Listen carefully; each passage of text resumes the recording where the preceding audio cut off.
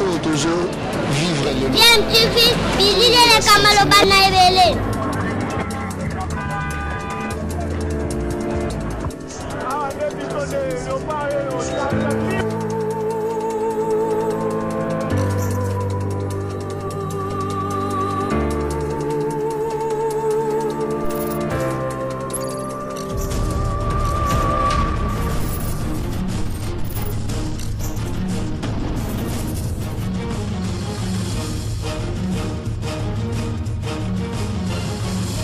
DMTV toujours en avant. Vous êtes sur DMTV, bonjour ou bonsoir, tout dépend de l'heure à laquelle vous nous suivez. Tout plaisir est pour nous de vous retrouver, mais surtout de savoir que vous êtes nombreux en train de suivre votre chaîne YouTube DMTV. DMTV qui vous propose l'actualité, mais vous propose également des analyses et des réflexions sur des sujets d'actualité, sur des faits sociaux ou tout simplement des réalités que nous observons ici chez nous en République démocratique du Congo. L'actualité en politique, c'est aussi l'interview de Moïse Katumbi Tchapoué, interview qu'il avait eu à accorder à Jeune Afrique. Interview au cours de laquelle Moïse Katumbi s'est exprimé sur plusieurs sujets. Il a parlé de la perspective 2023, la possibilité qu'il puisse nouer d'autres alliances. Il n'a pas exclu de nouer des alliances avec telle ou telle autre personnalité. Moïse Katumbi est revenu sur cette proposition de loi Noël Tchani. Il a été un peu plus clair, disant que si la proposition arrivait ne fût-ce qu'à être discuté, examiné, il quitterait l'union sacrée de la nation. Moïse Katumbi s'est exprimé également sur la justice, estimant que ce que la justice faisait actuellement, ça prouvait que la justice n'était pas indépendante et qu'il s'agissait en tout cas d'une chasse aux sorcières que le régime devrait, à laquelle le régime devrait plutôt mettre fin. Il y a eu bien évidemment des réactions, diverses réactions de certaines personnalités, surtout celle de l'Union sacrée de la nation. Certains ont fustigé ce comportement de Moïse Katumbi qui se comporte en mi-ange, mi-démon, c'est-à-dire en même temps, il est au pouvoir, il se comporte comme opposant et ce n'est pas apprécié. Celui qui a été d'ailleurs beaucoup plus clair dans sa réaction et une réaction beaucoup plus vive, c'est Steve Mbikai, ancien du FCC, qui a en tout cas répondu à Moïse Katumbi. Mais il n'y a pas que lui aujourd'hui, il y a l'ancien porte-parole du gouvernement Joseph Kabila Kabange, le porte-parole qui a eu cette très grande longévité avec Joseph Kabila Kabange. Il s'agit bien de Lambert Mende Omalanga. Vous savez, il a basculé également du côté de Félix Tshisekedi dans l'union sacrée et Lambert Mende s'est exprimé en tant que député aussi. Il a son mot à dire parce que le message de Moïse Katumbi était adressé également en tout cas au Parlement puisque cette proposition de loi a été, vous savez, endossée par le député élu de la Funa Ntingi Pouloulou qui l'a amené au niveau du Parlement. Maintenant, est-ce que le Parlement doit ou non discuter de ce projet de loi? Cela ne dépend que de la plénière et Moïse Katumbi a été clair dans son message qui est apprécié de diverses manières. Je vous propose d'écouter Lambert Mende et sa position sur cette question. Ensuite, nous allons nous retrouver pour, bien évidemment, poursuivre cette réflexion et conclure ce sujet tout en vous rappelant que vous êtes en train de suivre DMTV, votre chaîne YouTube. Vous êtes nouveau ou ancien, mais que vous ne vous êtes pas encore abonné, n'hésitez pas, abonnez-vous et n'oubliez pas d'activer la notification en cliquant tout simplement sur la petite cloche que vous verrez apparaître dès que vous serez abonné parce qu'elle vous permettra de ne plus rien manquer des prochaines vidéos que nous allons vous proposer. Suivant, nous nous retrouvons tout de suite après. C'est à certaines fonctions, notamment la présidence de la République. Y a-t-il l'opportunité aujourd'hui de débattre sur ces sujets? La décision de l'opportunité de l'examen d'une loi ou d'une proposition ou d'un projet de loi appartient à l'Assemblée nationale et au Sénat. Il n'appartient pas à monsieur tout le monde de décider de l'opportunité ou de l'inopportunité d'examiner un projet ou une proposition de loi. D'abord, la Constitution prévoit que chaque député, chaque sénateur a la possibilité de proposer une proposition de loi et l'Assemblée nationale a un règlement intérieur dans lequel il est prévu les mécanismes d'examen de l'opportunité de l'examen d'une proposition de loi.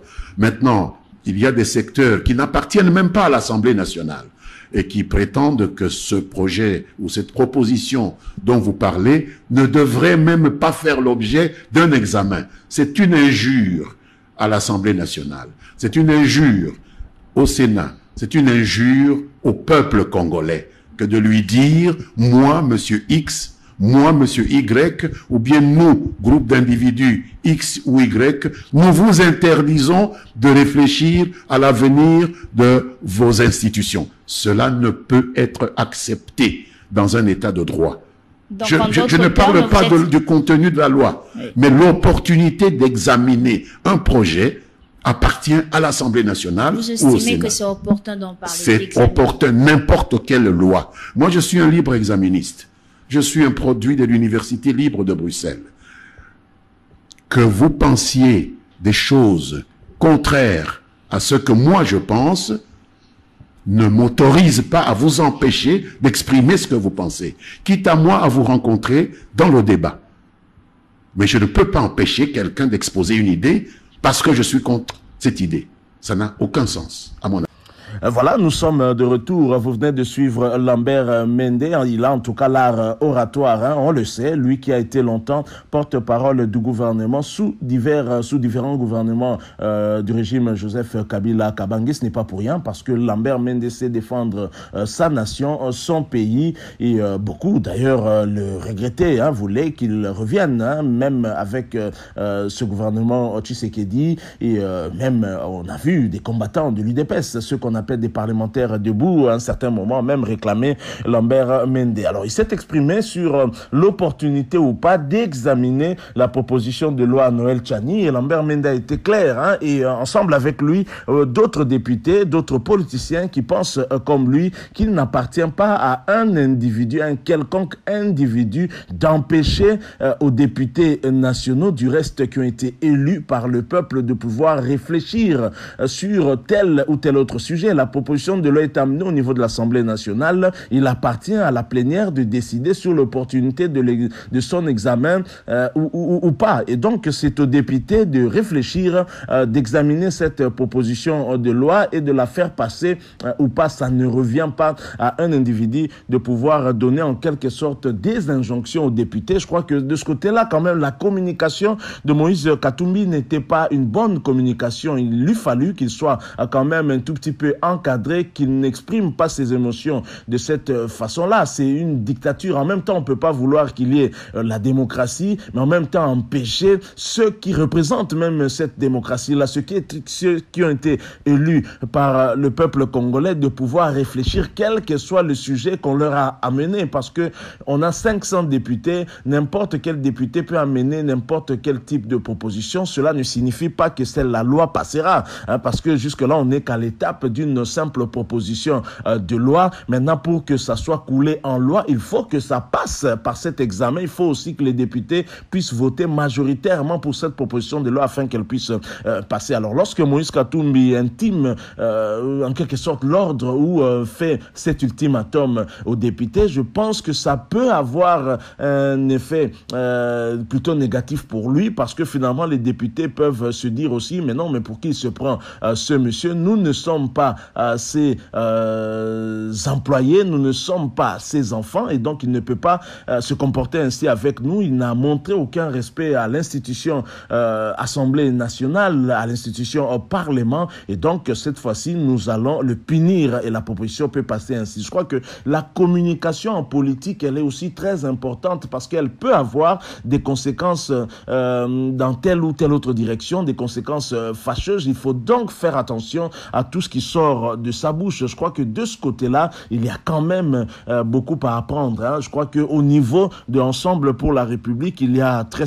certainement des personnalités qui sont beaucoup plus mieux outillées, en tout cas en politique, hein, et qui savent comment s'exprimer par rapport à telle ou telle autre circonstance, par rapport à tel ou tel autre contexte. Je crois que là, Moïse Katumbi est allé un tout petit peu long. Lui qui parle d'une ligne rouge, c'est au contraire lui qui a a finalement dépassé la ligne rouge. Et Lambert Mende lui a rappelé, sans le citer, on a compris qu'il s'adressait très clairement à Moïse Katumbi Chapwe pour lui dire qu'il n'appartient pas à un individu, quel qu'il soit, d'intimer en quelque sorte l'ordre aux députés de ne pas examiner telle ou telle autre proposition de loi ou même une loi. Et donc, ça ne revient qu'aux députés, qu'aux élus du peuple, parce qu'eux ont un mandat et que Moïse Katumbi n'a pas, bien entendu. Donc, voilà, Lambert Mende, en quelque sorte, recadre Moïse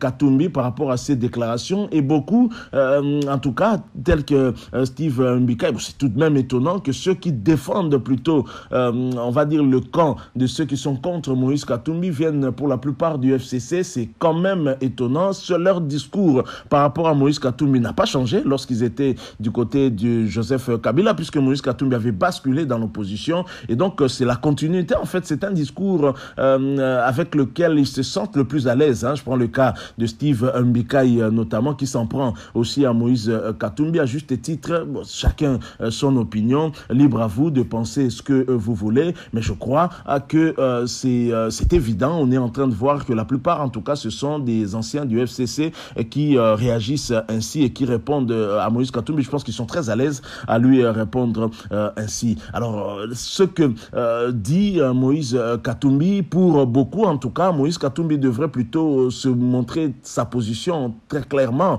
Steve Mbika, il a dit, il doit tirer les conséquences de ses propos, qu'il se retire de l'Union sacrée au lieu de menacer, parce que cette proposition de loi sera examinée au sein de l'Assemblée nationale. Alors autant tirer les conséquences si ça ne va plus quitter, puisque lui refuse de partager le bilan de Félix Tshisekedi à 2023, estimant que c'est lui qui doit endosser le gros du bilan, alors que dans ce gouvernement, nous avons des ministres d'État, des vice-premiers ministres et ministres d'État, notamment l'un qui tient notre diplomatie. On sait que la diplomatie est très très importante dans la gestion quotidienne d'un pays. Voilà que lui préfère regarder les choses de loin alors qu'ils sont bien en coalition avec Félix Antoine Tshisekedi. Est-ce que c'est juste? Je crois, de mon point de vue, je pense que non. Je crois que il va endosser ce bilan ensemble avec Félix Tshisekedi à partir du moment où le gouvernement Sama Lukonde a vu le jour. Donc voilà cette réflexion, cette analyse que nous avons voulu partager avec vous. Si vous l'avez aimé, laissez-nous